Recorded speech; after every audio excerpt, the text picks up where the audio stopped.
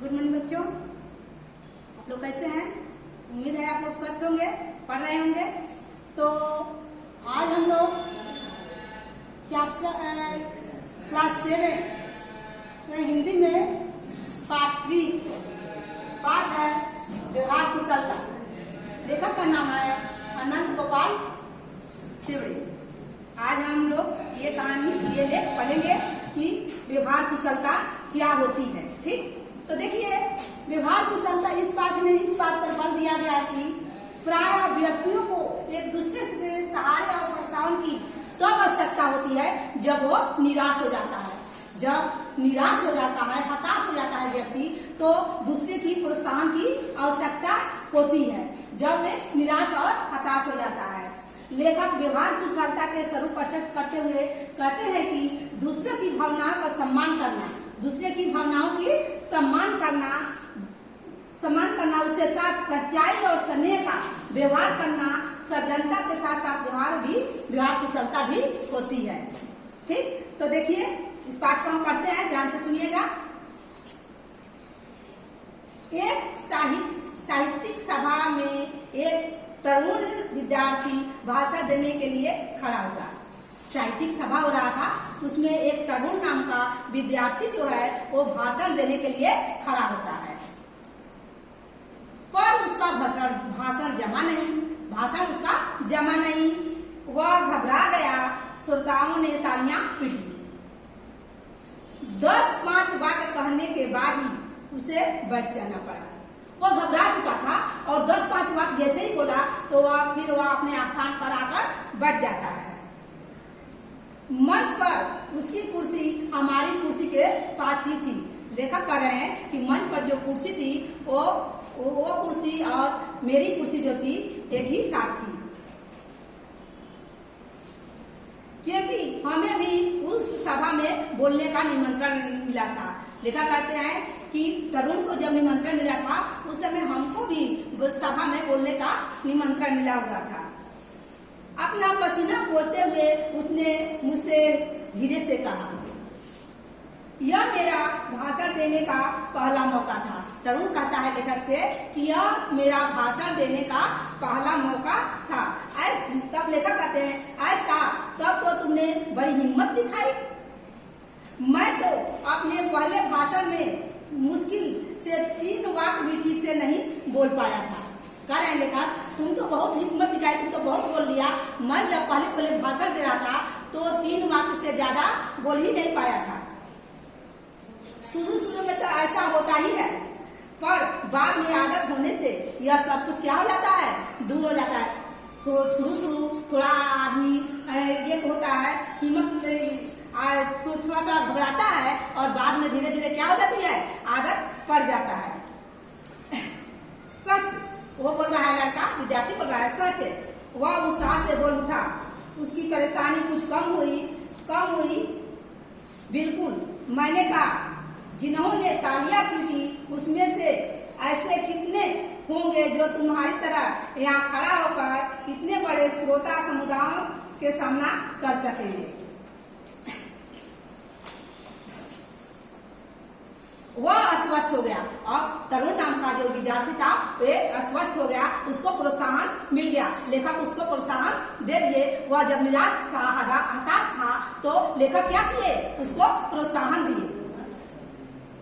उसकी हिम्मत लौट आई और आगे चलकर वह काफी अच्छा वक्ता बन गया। अब उसकी हिम्मत लौट आती है और आगे चलकर वह एक वक्ता बन जाता है। 2-3 बार उसने मुझे धन्यवाद दिया और कहा कि यदि उस दिन आप मुझे प्रोत्साहन नहीं देते तो शायद मैं भाषण देना छोड़ देता। कह रहा है विद्यार्थी कि यदि आप उस दिन हमको प्रोत्साहन नहीं देते तो मैं भाषण देना उसी दिन छोड़ देता। देखिए आगे कहते हैं कि जब लोग त्रस्त हो या शोकग्रस्त हो तभी उन्हें हमारी सहानुभूति, सहायता और प्रोत्साहन की आवश्यकता होती है। जब लोग त्रस्त होते हैं ना, हताश होते हैं, तब हमें क्या करना चाहिए, उनको प्रोत्साहन देना चाहिए। प्रोत्साहन की आवश्यकता होती है। उस समय उनका आत्मविश्वास लड़खड़ा जाता है। उस समय उनकी खिल्ली उड़ाने का या उनकी परेशानी का मजा लूटने का का मोह हमें रोकना चाहिए। हमें उनकी परेशानी का खिल्ली नहीं उड़ाना चाहिए, मजा नहीं लेना चाहिए, बल्कि उसको रोकना चाहिए और प्रोत्साहन देना चाहिए और उन्हें सहारा देना चाहिए। उनकी हिम्मत बढ़ानी चाहिए। जो ऐसा करते हैं वे उनके हृदय में हमेशा के लिए स्थान प्राप्त कर देते हैं और अपनी लोकप्रियता की परिधि विस्तृत कर देते हैं।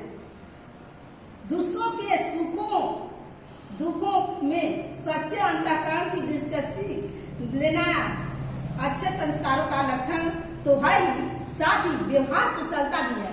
ठीक, जो लोगों को हमारी ओर आकर्षित करता है, यहाँ इसमें दिखावा, बनावटीपन और ऊपरी शिष्टाचार नहीं होनी चाहिए। जो भावना सच्ची होती है, हृदय से निकलती है, वही हृदय को बांध भी सकती है। अब देखिए लेखक आगे क्या कहते हैं। मानव की दो मूल प्रवृत्तियां होती है। मानव की दो मूल प्रवृत्तियां होती है। वो कौन कौन है? देखिए, एक तो यह कि लोग हमारे गुणों का कद्र करें। एक ये प्रवृत्तियां होती हैं कि लोग जो है हमारे गुणों का कद्र करें, हमें दाद दें और हमारा आदर करें। हमें दाद दें और हमें आदर करें। दूसरे वे हमसे प्रेम करें, हमारा अभाव महसूस करें, उनके जीवन में हम कुछ महत्व रखते हैं ऐसा अनुभव करें। हम उनके जीवन में कुछ मतलब महत्व रखते हैं, इसका वे अनुभव करें। आपके छोटे से छोटे कार्य भी यदि कोई सच्चे दिल से प्रशंसा करे, आपके छोटे से छोटे कार्य को भी यदि कोई सच्चे दिल से प्रशंसा करता है तो आपका दिल कैसा खिल उठता है ना। कोई भी अगर आपके छोटे भी कार्य को प्रशंसा करता है तो आपका दिल खिल उठता है। कोई आपकी सलाह मांगने आता है तो आपका मन कैसे आपसे कोई सलाह मांगने आता है तो आपका मन कैसा प्रसन्नचित हो जाता है। कोई बड़ा आदमी कितना भी आत्मविश्वासी और आत्मसंतुष्ट क्यों न हो, कोई बड़ा आदमी है जो कितना भी आत्मविश्वासी और आत्मसंतुष्ट क्यों न दिखाई दे, भीतर से वह हमारी आपकी तरह प्रशंसा, प्रोत्साहन और स्नेह का भूखा है। बड़ा है ठीक ना, लेकिन फिर भी वे हमारी और आपकी तरह वो भी प्रशंसा, प्रोत्साहन और स्नेह का भूखा हुआ है। यदि आप उसे प्रशंसा, प्रोत्साहन और स्नेह दे सके तो आप फौरन उनके हृदय के निकट पहुंच जाएंगे। यदि आप उसको प्रशंसा करते हैं, प्रोत्साहन देते हैं, स्नेह देते हैं तो आप उनके दिल में क्या हो जाते हैं? बैठ जाते हैं। यदि आप उस दूसरे की भावनाओं को ठीक ठाक समझना, उसकी कद्र करना, उसके साथ सच्चाई और स्नेह का व्यवहार करना, यही क्या है? व्यवहार कुशलता है। इसी से सामाजिक जीवन में लोकप्रियता की दरवाजे खोलने की कुंजी हाथ लगती है। इससे हमारी अपनी सुख शांति भी बढ़ती है, सो अलग है।